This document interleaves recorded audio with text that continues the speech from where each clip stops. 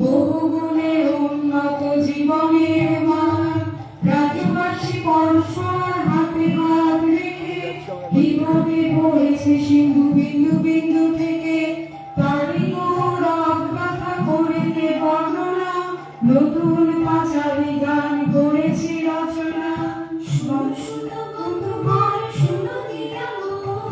বাংলার উন্নয়ন করিবি বরণ করিবি বরণ। বাংলার ঘরে ঘরে কন্যাশ্রীর আলো রূপশ্রীরাও আছে সসম্মানে ভালো লক্ষ্মী